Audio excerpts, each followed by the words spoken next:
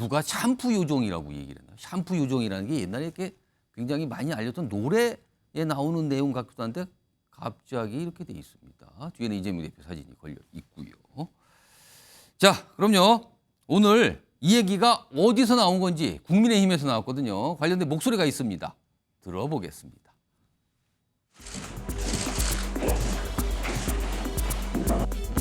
샴푸의 요정 이재명 대표님, 입으로는 반일 선동하면서 머리카락은 친일입니까? 바로 여기 이재명 대표가 경기도 공무원을 시켜 청담동까지 가서 사오게 했다는 일제 샴푸를 가져왔습니다. 단도직입적으로 이재명 대표에게 묻습니다. 제가 들고 있는 이 일제 샴푸로 머리 감았습니까? 안 감았습니까? 국민 혈세 법화를 활용해서 일본산 샴푸만을 고집하는 이재명 대표님. 오늘 머리는 어떤 샴푸로 감고 나오셨습니까?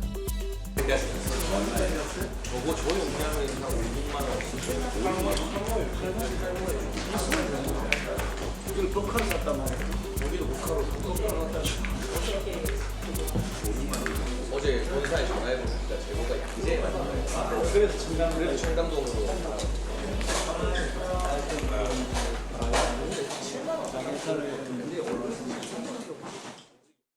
무슨 샴푸까지 들고 와서 서로 나도 이렇게 돌려다 보면서 뭐 샴푸 얘기를 이렇게 꺼냈습니다. 사실 어제 정치와이드에서 이 제보자가 단독 인터뷰를 했거든요. 그래서 어제 전해드렸는데 손정욱 변호사. 여당에서는 이런 얘기를 한 거예요. 그러니까. 아니 일본 샴푸를 지금 쓰면서 저게 이제 일제로 알려지잖아요. 일본 샴푸 쓰면서 입으로는 반일 선동하느냐. 뭐 이렇게 또 딱 그 어떤 포인트를 잡아서 비판하고 있는데 이거 어떻게 보십니까? 뭐 저는 이제 개인적으로 일본 샴푸 쓰든 예. 미국 거 쓰든 예. 뭐 중국 거 쓰든 이게 중요한 게 아닌데 근데 이제 뭐 평소에 이재명 대표가 반일 선동을 이게 워낙 하니까 예. 좀 이게 위선적이잖아요. 그렇게 반일 선동하면서 본인은 이게 일본 샴푸를 쓴다. 예. 이게 이중적이고 위선적이니까 문제가 되고요. 제가 보기에 진짜 중요한 문제는 그게 아니고 예. 이 돈은 어디서 났을까? 아. 이게 만약에 이재명 대표가 월급에서 개인 돈을 줬다면 예. 지금이라도 이게 정빙하고 해명하세요. 왜 침묵합니까? 그러니까 이게 이 샴푸 뭐 여러 가지 있는데 샴푸를 샀다는 게 이것도 법인카드도 아니었어요. 그 제보자가 본인 카드로 사고 나중에 계좌이체를 비서 이름으로 된 계좌이체 받아 이렇게 나왔단 말이에요 지금요. 그러니까 저는 이제 그 정당하게 이재명 대표 개인 돈은 아니라고 봐요.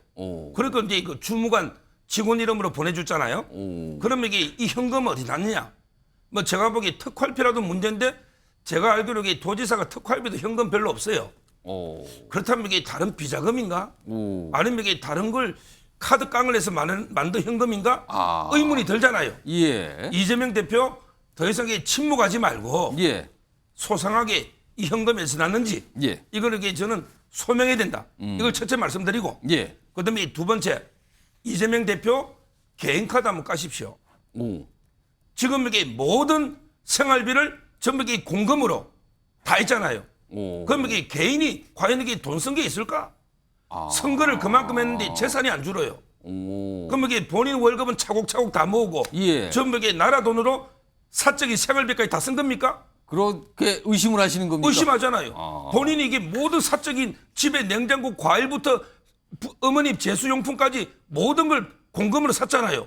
그럼 이게 개인 카드는 과연 이게 얼마를 썼는지 저는 공인이라면 예. 최소한 이게 개인 카드와 예. 김혜경 여사의 개인 카드까지 까서 예. 이게 진짜 우리 생활비는 이렇게 썼다. 예. 이렇게 소명하는 게 맞다고 봐요. 근데 이게 의미가 있는 게 예. 사실은 이제 지금 저게 만약에 공금으로 사용된 게 아니라 하더라도 문제가 끝이 아니에요. 그러니까 예를 들어서 이재명 대표 측에 사적인 돈이 투입이 안 돼 있으면 예. 그 공무원 돈이 들어간 거잖아요. 그 공무원 돈이 들어갔으면 1회에 100만 원, 1년에 300만 원 이상이면 청탁금지법 위반이 돼요. 그러니까 이거는 결국 이재명 대표 측에서 이게 내 개인 돈으로 쓴 것이다라고 입증하지 않는 한 형법상 횡령죄 내지 예. 청탁금지법 육사님 잠깐만 그 관련된 내용이 좀 있거든요. 네. 그 목소리와 또 화면이 있는데 그것부터 좀 제가 소개해드리죠. 우선 어제 이 제보자가 정치와이드 인터뷰에서 요 샴푸 관련된 얘기 그리고 그게 결제가 어떻게 됐다는 얘기를 좀 상세히 설명을 좀 내놨거든요. 그 내용 다시 한번 확인해 보겠습니다. 청담동 샴푸는 다니는 미용실에서 이재명 지사가 추천받아 그 제품만을 사용하는 것으로 알고 있습니다. 그래서 그 제품을 사러 저희가 직접 청담에 가서 제품을 구입해서 제 카드로 일단 결제를 한 후에 예. 그 이후에 영수증을 비서실 공무원에게 가져다 주면 예. 그 공무원 계좌에서 제 계좌로 이체시켜 주었습니다. 당시 배모 씨와 이야기를 나눴던 텔레그램이 통화 내용 등이 있습니다. 어떤 자료가 있다, 근거가 있다 이런 얘기까지 내놨거든요. 자, 이 제보자가 제공을 한 근거 자료가 있습니다. 정치와이드가 그걸 제보자로부터 받아서 지금 소개해드리겠습니다. 화면에 보시죠. 바로 어떤 내역이에요. 자, 왼쪽에 있는 거는 카드 결제 내역이고요. 오른쪽에 있는 거는 통장의 계좌 이체 내역입니다. 자, 여기 보시면 일단 샴푸라고 돼 있는 부분 있죠? 샴푸를 보시면요. 이 샴푸를 구매했다고 좀 알려지고 있는 건데 여기 보시면 83,000원 카드 결제가 있습니다. 날짜를 한번 봐주세요. 7월 31일입니다. 그리고 며칠이 지난 뒤에 똑같은 금액이 통장으로 들어옵니다. 지금 저희가 좀 가렸어요. 어떤 사람이 보냈는지 그런 거는 이름을 좀 가렸는데 금액이 일치하죠? 날짜는 시차를 두고 있습니다. 그러니까 카드로 먼저 결제를 하고 그 금액을 며칠 뒤에 계좌이체로 받은 거예요. 자, 그리고 아래로 갑니다. 아래는요, 저게 술인데 저게 제수용품 같은 걸로 보이죠? 아무튼 술입니다. 근데 금액은 18,400원인데요. 이것도 날짜가 있습니다. 그리고 날짜가 조금 더 지난 뒤에 똑같은 금액이 계좌로 이체가 되는 내역이 있습니다. 이 내역에 대해서 제보자가 정치와이드에 제공을 한 겁니다. 일치되는 금액, 날짜는 차이가 있고 한쪽은 카드 결제, 한쪽은 계좌 이체 내역입니다. 이겁니다. 윤경호 소장님, 이거는요 그동안 의혹으로 알려진 법카 사용이 아니에요. 이거는 다른 결제 방식입니다. 이거 어떻게 봐야 됩니까? 그러니까 이제 크게 보면 공사 구분을 정확히 했느냐 이 범죄에서 보는 거죠. 거기에 무슨 샴푸를 샀느니 아니면 예. 술을 샀느니 이건 그건 중요한 게 아니고 이제 물건을 이런 식으로 뭔가 뭐 가리켰는데 손가락 끝에 있는 거 보고 뭐 어. 이럴 필요는 저는 없을 것 같다는 생각이 들고요. 다만 법인카드든 아니면 다른 방식의 결제이든 간에 예. 어찌됐든 이게 공과 사가 구분이 안 돼 있다면 어. 그에 대해서는 당연히 책임을 져야죠. 이미 이재명 대표와 부인 김혜경 씨는 지난 선거 직전에 대통령 선거 직전에 이게 나왔을 때 예. 아마 보수층이 아닌 중도 또는 이재명 대표를 지지했던 층 중에도 예. 혀를 끌끌 차면서 아마 고개를 돌렸던 분들이 있었을 거예요. 0.76%의 차이였나요? 그런 정도의 차이가 생긴 거에는 아마 이 김혜경 씨의 법인카드 그리고 이런 식의 불투명한 공사 구분이 안 되는 걸로 비춰지는 행태 이런 것들이 작용을 했다고 보는 거죠. 이게 이제 다시 도마 위에 올라서 예. 이미 한번 난도질이 된 게 또 난도질이 되는 거 이게 맞느냐? 물론 맞을 수 있어요. 왜냐하면 지금 이재명 당시 지사가 여전히 제1야당의 예. 대표이니까. 그러나 어찌됐든 경찰 수사에서 당시에 이 배모 씨 위에 있었던 예. 여성이었죠. 아마 그분은 실형을 받았고 집행유예이긴 예. 하지만 그다음에 법인카드를 썼다고 했던 당사자는 김혜경 여사는 아직 예. 지금 판결까지 가지는 예. 않았죠. 그러나 진행되고 있잖아요. 수사 대상이긴 합니다. 그렇습니다. 그러면 이재명 대표에 대해서 이번에 권익위에 그 제보자인 배모 씨가 예. 별도의 문제 제기를 했다면 예. 별도의 신고를 했어요. 그럼 이건 또 다시 추가 혐의로 또 그러면 경찰이든 아니면 다른 예. 형태의 수사가 이루어질 수 있는 거냐? 제가 보기엔 다시 되풀이합니다만 크게 봐서 결국은 공사 구분을 제대로 했느냐? 예. 그럼 지금은 잘 되고 있느냐? 예. 결국 이런 식의 접근이 가장 현실적이지 않을까 싶은 생각이 듭니다. 윤시환 변호사, 이거는 어떻게 문제가 되는 겁니까? 그러면은 이건 약간 보니까 법인카드 사용하고도 다른 맥락이거든요. 이것도 어떻게 봐야 되는 겁니까? 결국은 이제 돈의 출처죠. 그러니까 두 가지를 나눠봐야 될 것 같은데 저런 이제 공무가 아닌 예. 말씀하신 대로 이제 사적인 일에 직원을 또 활용한 거, 부탁한 거 이 부분은 좀 따로 평가를 받아야 되는 부분이고요. 물론 이런 거 있습니다. 이재명 그 경기도지사가 당시에 예. 관사를 없앴어요. 그러니까 관사가 있으면 관사에 쓰는 물품은 또 공급은 구입할 거 아니에요. 관사 관리 또 비용이나 그렇죠. 이런 게 그러니까 있겠죠? 사실은 예. 약간의 이해 못하는 부분이 없지 않은 것은 있어요. 그러니까 관사에서 쓰거나 먹거나 하는 것은 공급으로 보통은 구입을 하거든요. 그러니까 이 관사가 없었음에도 불구하고 관사가 있을 때의 행태를 그대로 반복한 게 아닌가라는 생각이 들어요. 그러나 어쨌든 그 회계에 밝은 이재명 전 경기도지사 입장에서 보면 막았어야 되는 것이고요. 그러니까 이분의 저 말씀은 그거예요. 예. 분명히 이재명 지사도 알고 있었을 것이다. 그런데 거기에 대해서 왜 법적 책임을 지지 않느냐? 예. 더 법적 책임을 떠나서 거기에 대해서 사과하지 않느냐 이런 취지의 말을 한 거죠. 이재명 지사가 한 사과는 김혜경 여사가 지인의 도움을 받은 그때 사과했단 말이에요. 그러니까 당신에 대한 사과를 안 했어요. 그렇기 때문에 이분이 이제 공익 신고를 했는데 예. 공익 신고를 하게 되면 이제 기초 조사를 권익위에서 합니다. 해서 만약에 이게 그 해당 상임 분과에서 통과가 되면 예. 경찰에 수사 의뢰할지 종결할지 검찰에 수사 의뢰할지를 결정해서 넘기는 거예요. 지금 그런데 권익위에서는 뭐 담당자가 배정은 됐다 그러죠 지금요? 부패과에 배정이 예. 됐고 그 부패과에서 기초조사를 합니다. 예. 그다음에 기초조사한 이후에 결론이 나면 그것을 해당 상임위에서 분과위원회에서 결정을 해가지고 이제 경찰에 통보할지 예. 검찰에 통보할지 결정하는 거예요.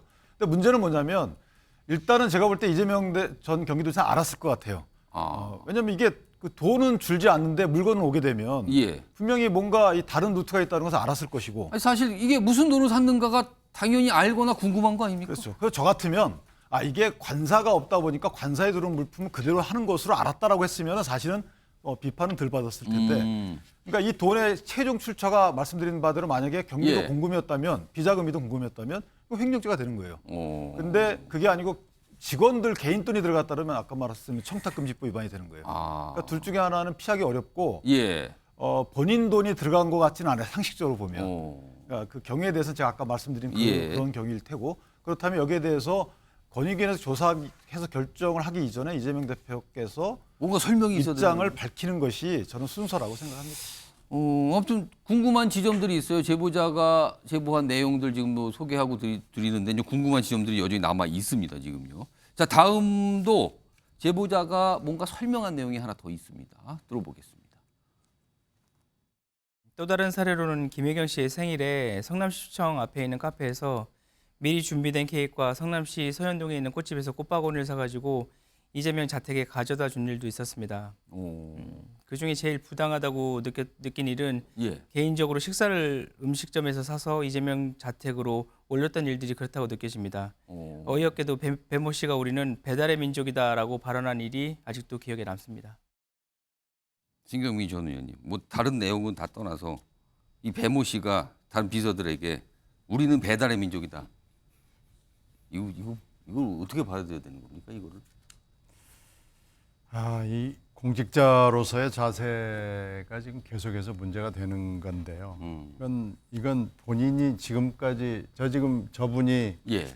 공익제보자가 이번 지금 2차 폭로잖아요. 예, 두 번째 지금 네, 2차 신고를 했어요. 2차 폭로를 시리즈로 지금 언론사를 쭉 돌아가면서 하고 있는 지가 꽤 됐는데 아직까지도 침묵을 유지하는 게 저는 일단 납득이 되지는 않습니다. 예. 최근에 이 배사무관이라는 그 여자분이 1심 법원에서 이제 선고가 나오면서 이게 촉발이 된 것 같아요. 예. 근데 배사무관이 받은 이번에 사안은 식사 대접한 거에 관한 사안하고 그것을 허위 사실을 그렇습니다. 했다는 것이고 그러니까 정치자금법 위반 뭐 이거예요, 지금요? 그리고 아직 본격적으로 법화 유형에 대해서는 검찰 수사가 진행되지는 않았습니다. 예. 그러니까 검찰 수사가 이제 이게 또 촉발이 돼가지고 검찰 수사가 진행이 될 거고 지금 이 공익제보자가 얘기하는 걸로 봐서는 예. 현재 그 법화 비리에 대한 수사의 대상은 김혜경 씨만으로 돼 있는데 예. 지금 저분이 계속 주장하는 걸로 봐서는 주범은 이 지사였다라고 얘기하는 거거든요. 이렇게 되면 이재명 대표에 대한 혐의가 이제 수사 대상이 하나가 더 추가된다는 얘기가 되고요. 또 권익위에다가 지금 공익 신고를 또 했기 때문에 예. 권익위가 이걸 조사를 해가지고 금방 얘기한 이게 법화의 문제냐 아니면 또 다른 문제냐라는 것은 이게 지금 사안이 좀 달라요. 그래서 이렇게 되면은 그 기왕의 법화에 관한 검찰 수사와 예. 권익위의 조사 결과에 따른 거하고 병합이 돼가지고 새로운 사건으로 될 가능성이 지금 높아 보이니까요. 예. 결국 지금 문제가 되고 있는 여러 가지 뭐 아주 아주 스캔들, 예. 빅 스캔들 말고 이건 또 다른 의미에서의 작지만 굉장히 국민 감정을 건드리는 사안으로 확대가 될 가능성이 있어 보입니다. 그러니까 이걸 접하시는 이런 내용들을 보시는 국민들께서 많은 생각들이 아주 짧은 순간에 들 것 같기도 해요. 이 사안에 대해서는요. 여러 가지 판단이 또 거기에 들어가 있겠죠. 알겠습니다. 오늘 이 내용 줄어들었고요. 이재명 대표와 관련된 내용이 하나 더 있는데 어제죠. 어제는 뭐 속보 형식으로 정치화에다가 좀 전해드렸는데 5번째 검찰로부터 출석 통보를 받았거든요. 이번에는 쌍방울 대북 송금 관련 건이거든요. 근데 이걸 가지고요. 언제 갈 거냐? 이거 지금 신경 좀 벌이고 있거든요. 자, 관련된 목소리가 있는데 그 내용 좀 들어보겠습니다. 동안 수사했다면서 아직 준비가 안 됐다고 하는 게 도저히 납득이 안 됩니다. 어떻게 공소장이 한 달 반 만에 돈을 준 사람, 또 받은 사람, 받은 장소, 날짜 그 경위가 다 다르지 않습니까? 네, 이런 터무니없는 얘기들을 가지고 정말 소설을 쓰고 있는데 국가 권력을 남용하는 것이고 정치 공작이다 그렇게 생각합니다. 말씀드린 것처럼 다음 주에는 일정상 도저히 제가 시간을 내기 어렵습니다. 수험생이 정해진 수능일이 아니라 수험생 자신에게 유리하다고 생각하는 날짜에 혼자 시험을 치러 가겠다고 해서는 안 됩니다. 심각한 범죄 혐의로 검찰 조사를 받는 것이지 나들이 소풍 가고 있는 것이 아닙니다. 지난 5월 부르지도 않은 검찰이 자기 마음대로 출석 쇼를 했던 민주당 송영길 전 대표의 모습이 떠오릅니다. 자, 검찰과 이재명 대표 언제 출석하려나 날짜 문제로 신경전을 벌이고 있는 거거든요. 화면으로 정리돼 있습니다. 자, 검찰이 대북 송금 의혹 소환 통보를 했어요. 그때 이재명 대표가 원래는 오늘 오전에 조사 받으러 가겠다는 입장을 어제 냈습니다. 근데 검찰은요. 아닙니다. 계획대로 오는 30일 조사할 거니까 그때 오세요. 이렇게 하니까 다시 이재명 대표는 30일이 다음 주거든요. 다음 주는 일정상 안 됩니다. 다른 일정 다 있어요. 꽉 찼어요. 이렇게 돼 있는 겁니다. 여기서 지금 멈춰 있는 상태입니다. 손정국 변호사. 근데 보니까 이재명 대표는 사실 검찰 소환 통보 날짜 이런 걸 가지고 신경전을 벌이는 게 이번이 처음이 아니거든요. 이게 좀 반복되고 있는 모습입니다. 이게 바로 이제 그 잘못된 특권이죠. 예를 들어 이제 제가 이제 소환을 당했어요. 예. 근데 다음 주에 방송 일정이 꽉 차 있습니다. 예. 그래서 이게 못 가겠습니다 하면 예. 검찰이 제보고 이게 완전히 뭐 이상한 사람 취급할 겁니다. 오. 아니 검찰이 오라는데 방송 일정이 스케줄이 다 짜 있다고? 예. 못 간다. 이게 말이 됩니까? 아니 이재명 대표의 당무 일정이 뭐가 있어요? 그날 이게 일본에 뭐 처리수 방문한다고 데모하고 이게 일정입니까? 이런 시간에 조사받아야죠. 본인이 당무가 뭐가 있는지. 예. 그러면 이게 당무 본인이 조사받으러 가면 또 정청래 최고위원도 있고 있잖아요. 예. 따라서 저는 말이 안 되게 거부하는 거고요. 그리고 이제 그 검찰 수사는요. 예. 다 이게 준비가 필요합니다. 내일 갑자기 온다면 300쪽의 질문지가 있었잖아요. 예. 질문지도 만들고 준비를 해야 되는데 갑자기 기습적으로 오겠다. 원래는 오늘 오전에 간다 그랬잖아요. 그건 왜 그렇다고 보십니까? 그러니까 이제 검찰이 준비되기 전에 기습적으로 간다. 이게 송영길 대표 전략 아닙니까? 이게 말이 안 되는 거고요. 저는 본인이 당당하게 조사받겠다 했으면 예. 검찰이 오라는 날짜에 당당하게 가십시오. 뭐 구차하게 뭐 내일 가겠다 기습적으로 아니면 이게 다음 주는 안 된다 이런 식으로 이렇게 변명하지 말고 당당하게 좀 조사에 응하시라. 예. 이렇게 말씀드립니다. 유경호 소장님, 일각에서는 검찰이 30일로 날짜를 특정해서 그날 오라 그랬단 말이에요. 근데 그걸 보고 정치권 일각에서 나오는 게 9월 정기국회 중에 구속영장을 청구하려나 보다.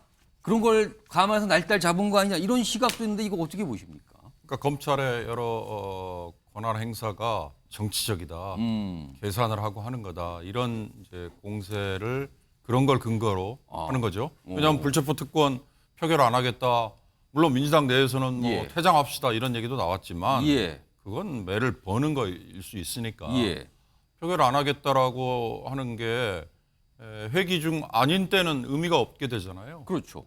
그러니까 이미 그동안에 쭉 수사를 진행해 온 일이라면 8월 중에 뭐 체포동의안 내놓고 예. 뭐 체포동의안 자체가 필요가 없는 거 아니에요. 그러니까 회기가 중간에 아니면 회기를 멈출 수 있다니까요. 그렇습니다. 그때는. 저는 뭐 이미 서 변호사님 진단이 분석이 있었지만 예. 제가 보기에는 이재명 대표의 이 정해진 날에 가지 않겠다라고 하는 건 검찰의 이 수사권 권한 행사가 과잉이다. 아, 이건 부당한 거다. 거기다 불만 표시입니까? 공정하지 않다. 오. 이번에 어찌됐든 제1야당 대표를 검찰에 부른 게 5번째죠 아마. 성남 FC 한 번, 5번째입니다 지금. 그다음에 대장동 관련해서 2번, 백현동도 있어. 백현동 한 번. 요번에 쌍방울. 이번에는 쌍방울이에요. 그러니까 저희처럼 이렇게 하나하나 따져보는 정도나 뉴스를 세세히 본 분들이 아니면 예. 아니 이번에는 무슨 명목으로 검찰에서 부르는 또 거야? 왔나? 왜 또 가는 거야? 예, 예. 일반인들은 다 이렇게 생각해요. 그러면서 아니 무슨 야당 대표를 뭐 언제 재판에 무슨 명목으로 기소를 하려고 이렇게 많이 불러 이제 이런 식의 여론도 일각에 있어요. 그러니까 이런 것들을 이재명 대표는 겨냥을 해서 예. 검찰의 권한 행사가 이거 과잉이다. 그리고 이건 아. 공정하지 않다. 이제 그걸 이렇게 정해진 날에 오라는 걸 나 그날 못 가라고 얘기하는 건 아까 우리 서 변호사님 말씀처럼 아니 일반인 같으면 감히 그런 생각할 수 없죠. 예. 무슨 뭐 부모상을 당했거나 예. 아니면 본인의 건강이 아주 안 좋거나 이런 거 아닌 한은 예. 불가능한 거고 전 그런 점에서 아마 조응천 의원이 그런 얘기 했죠. 이재명 대표에 대한 소환 날짜가 어떻게 언론에 먼저 날짜가 나왔냐. 이런 게 검찰이 너무 계산적이고 정치적으로 지금 예. 하는 거 아니냐라는 공세를 하는 거에 다 한뭉터리의 연장이 아닐까 그런 생각이 들어요. 유기찬 변호사께 짧게 제가 궁금한 거는 일단 그 관련 말씀해 주시고요. 추가로 뭘 말씀해 주시면 좋겠냐면 만약에 30일 통보했는데 안 갔어요. 지금 가면 안 갈 분위기잖아요. 안 갔어요. 그다음부터 검찰이 어떻게 되는 겁니까? 그럼? 그러니까 안 가게 되면 다시 통보를 해요. 근데 그것도 안 소환 가면? 통보. 그게 다 수사보고로 적혀서 달립니다. 나중에 이제 구속 영장 실질 심사 때 상당히 불리하게 적용이 되죠. 계속 소환을 통보했는데 계속 안 가면 불리해진다. 그렇죠. 원래 2회 이상 출석 요구에 불응하면 체포영장을 신청할 수 있거든요. 원칙적으로는 체포영장이 가능하다. 그렇죠. 그러니까 지금 보면 저게 언론에 먼저 나온 것도 문제가 될 수 있다는 시각도 있을 수 있지만 실제는 아마 당사자 측에 통보했을 거예요. 하고 나서 그게 이제 언론에 나왔던 것 같고 사실 30일 날 소환 통보한 검찰의 입장은 어느 정도 이해가 가는 바는 있어요. 정치적 입장이 아니고 예. 29일 날 이화영 전 부지사의 재판이 있거든요. 그러니까 그때 이화영 부지사에 대해서 혹시나 피고인 신문 절차가 있게 되면 뭔가 들을 수 있다는 그러면 거죠. 그 이화영 부지사가 검찰에 진술했던 부분에 대한 그 인정 여부를 묻거든요. 거기서 예. 증거 능력이 인정이 돼요. 그럼 바꿀 수가 없어요. 그러니까 검찰 입장에서 보면 아예 그렇게 29일 날 재판을 보고 30일 날 그걸 묻는 게 맞는 것이고 그걸 듣고 어떻게 나온지에서 판단해서 질문을 해야 된다. 그렇죠. 바꿀 수 없으니까. 그런데 이런 검찰이 이 30일 날 정하게 된 건 다시 말해 이화영 부지사 재판이 29일로 늦어지게 된 건 지난 7월 24일부터 해가지고 계속 8월 8일, 8월 22일 이게 재판이 계속 늦어졌잖아요. 지금 세 번째인가요? 그것은 두 글쎄요. 번째인가요? 민주당 측 영역 내에서 벌어진 뭐 부부싸움 내지 뭐 변호사의 예, 사행 예, 공방 예. 이런 것들 때문에 늦어진 거 아니겠어요? 그러니까 검찰 탓이 아니에요. 그리고 이재명 그 대표 입장에서 24일 날 나가겠다 하신 말씀은 마찬가지로 이화영 부지사 이 재판 이전에 예. 검찰의 신문 내용을 다 알 수 있거든요. 그러니까 신문 그 질문을 다 들어보면 뭘 묻고 어떤 것들이 있는 걸 알게 돼요. 예. 그러면 이 이화영 지사의 재판에 또 영향을 줄 수 있기 때문에 저는 검찰의 저 부분은 검찰 이 성질상 어쩔 수 없는 선택이다 이렇게 봅니다. 알겠습니다. 뭐 여러 가지 각도에서 분석을 해 주셨고요.